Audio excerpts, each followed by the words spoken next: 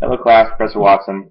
This video is going to be on a fire of my choice, and the one I found was a Minneapolis fire, and it's a three-story house, and it's got some unique conditions in it. The initial fire you can see is on the outside of the structure, coming out of the eaves, the roof, and from radio communications it explains it's in the attic space and on the third floor. This particular fire, their interior doing an attack, and you can hear on the radio that they lose pressure to their lines. They've got two lines on the inside of the structure and no water pressure. You then quickly hear command get on the radio and explain to do a retreat.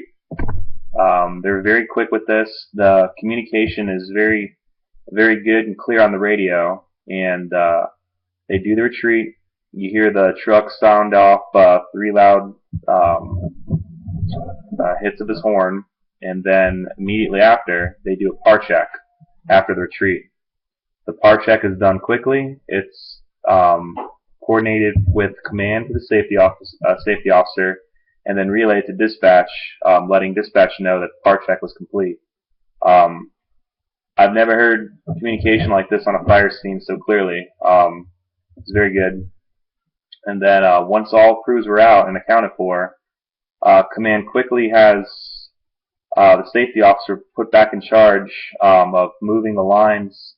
There was a line in the back of the structure that got pulled to the front, and they regained water pressure, and he wanted to do a quick knockdown of the exterior to try to make conditions more feasible to go back into that fire. So they were doing offensive attack on the inside, doing then they went into a retreat.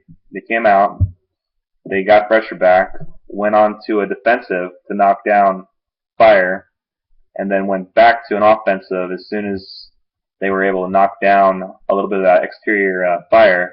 And they pulled one line up to the third story, they pulled another line on the second story, and they were looking for extension, and they were doing knockdown from the inside on another aggressive interior attack. This fire is a great example of how conditions can change on a fire regarding resources.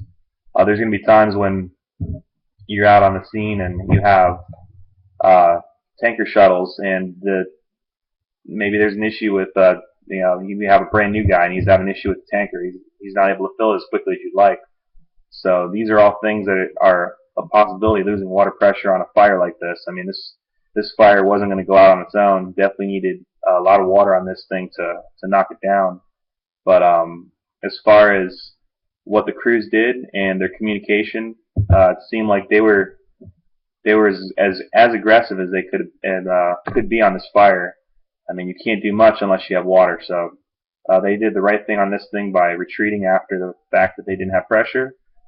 But command was quick on the pull of the trigger to, as soon as pressure was reestablished and water supply was reestablished, to knock this thing down and then immediately go back in with two lines and not hesitate to start knocking this thing down again. So I liked it. It was a little bit different than your normal fire, just going in and you see the firefighters methodically go from room to room, put a ladder up here, walk around to the other side.